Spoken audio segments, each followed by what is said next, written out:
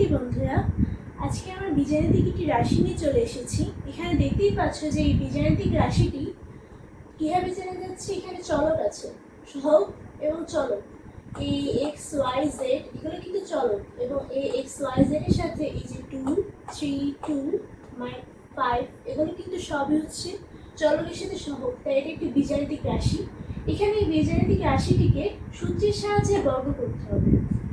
বীজগাণিতিক রাশিকে সূত্রের সাহায্যে বর্গ করার জন্য আমরা a plus B whole square equals to a square plus 2ab plus b square, অথবা a plus B plus C whole square equals to a square plus b square plus c square plus 2ab plus 2ac plus 2bc এই সূত্র দুটির সাহায্যে করতে পারবো। আমরা এখন দুটি সূত্রকেই কাজে লাগিয়ে এখানে বের করছি। আমরা শুধুমাত্র একটি সূত্রের সাহায্যে করতে পারতাম, কিন্তু আমরা চেষ্টা করছি দুটি সূত্রই একসাথে দেখানো। তাই প্রথমে আমরা এখানে রাশিটিকে তুলে নিই। 2a plus 3x minus 2y minus 5z, একে ফুল বর্গ করতে হবে। ফুল বর্গ করার জন্য আমাদের যে কোনো এই পুরোটুকু কিন্তু বর্গ করার জন্য আসলে পুরো 4 সংখ্যার নেই, 3টি চলক সহ আছে। a plus B plus C, এখানে 3টি চলকই আছে, কিন্তু এখানে কিন্তু 4টা চলক। তাই এর ক্ষেত্রে যে কোনো একটা চলককে আমি a আর 3টা চলককে আমি b যদি ধরি, মানে আমি এই পুরোটুকুকে b এবং এটাকে a ধরলে এখানে a প্লাস বি হোল স্কয়ারের সূত্রটা বসে। এই যে এখানে একটা প্লাস আছে, সেজন্য a plus B whole square ধরলাম। তাহলে এখানে হবে হচ্ছে 2 ইন্টু 2a, 2 ইন্টু 2a, কারণ 2ab সেই হিসেবে এখানে b এর জায়গায় বসবে হচ্ছে 3x minus 2y minus 5z plus, এবারে এইটাকে যেহেতু b ধরেছি তার মানে এটাকে ফুল বর্গ করতে হবে, যেহেতু b স্কয়ার, তার মানে 3x minus 2y minus 5z।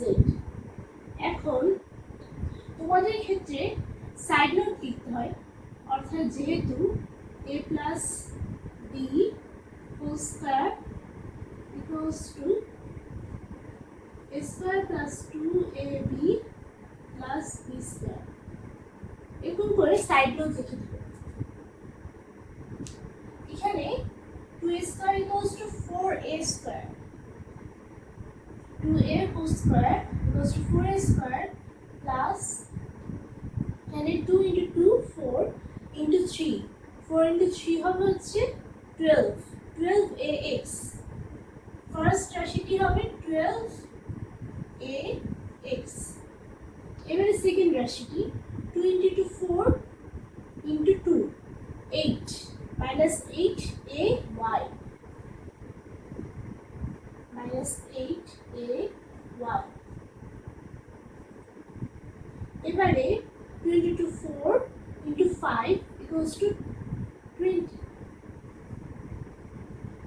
তাহলে এটি হবে হচ্ছে 20az।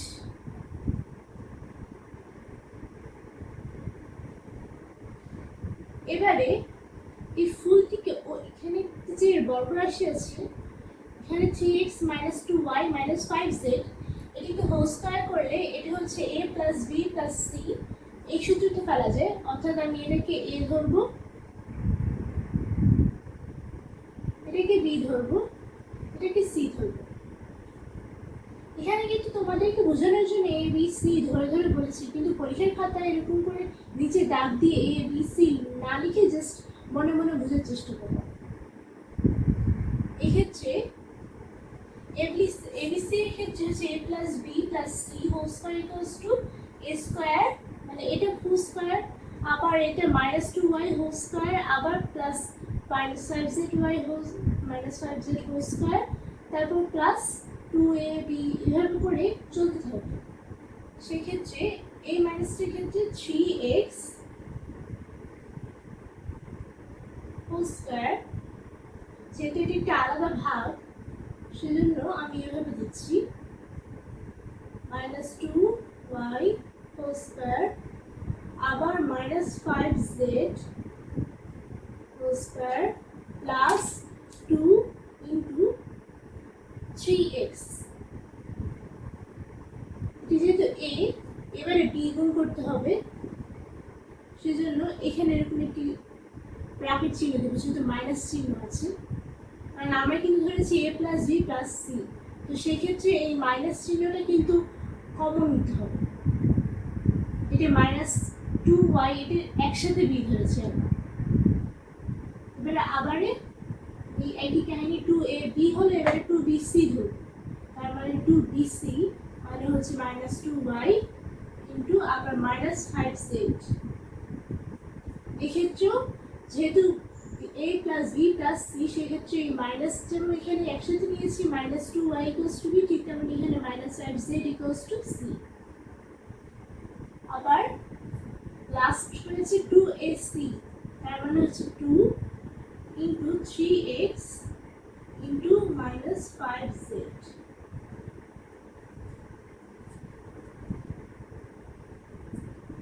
এবারে পুরো রাশিটিকে তুলতে হবে এবং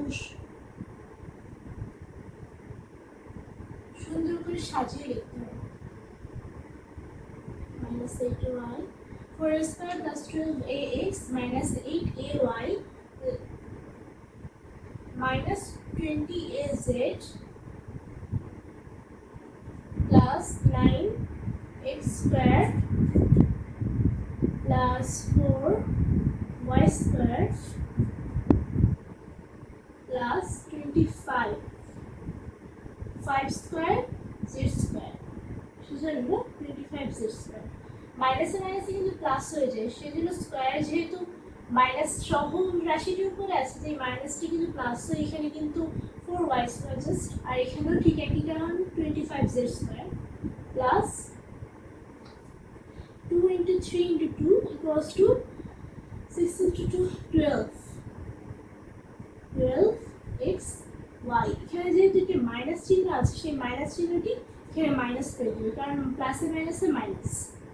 তারপরে এখানে কিন্তু দুইটা মাইনাস চিহ্ন আবার একটা প্লাস চিহ্ন, প্লাসে মাইনাসে মাইনাস, মাইনাসে মাইনাসে প্লাস, তার মানে এখানে প্লাসই থাকবে। 2 ইন্টু 2 4 ইন্টু 5 20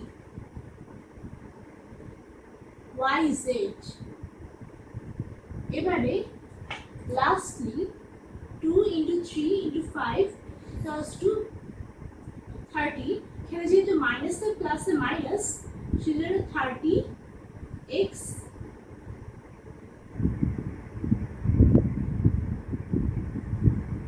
z। সুতরাং আমরা এটাকে আরো সুন্দর করে সাজিয়ে লিখতে পারি এভাবে 4a স্কয়ার, সবগুলো স্কয়ারকে আগে নিয়ে আসবো, তাহলে হবে 4a square plus 9x square plus 4y square plus 25z square. তারপরে ক্রমের সাথে থাকবে এগুলো, যেমন ফার্স্টে 12ax, তারপরে মাইনাস 8ay, তারপরে মাইনাস 20az,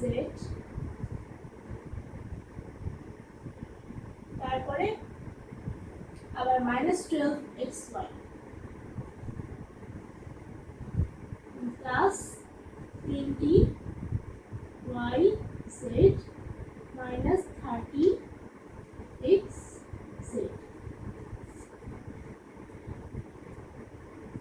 এক্ষেত্রেও তোমরা কিন্তু এই সাইড নোটটি দিতে পারো যে a square equals to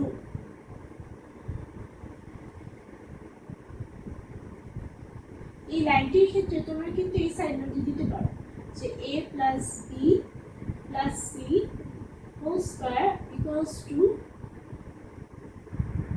a square plus b square plus c square plus 2ab plus 2bc plus 2ca। সুতরাং সবশেষে জাস্ট অ্যান্সার কথাটা লিখে দিবে।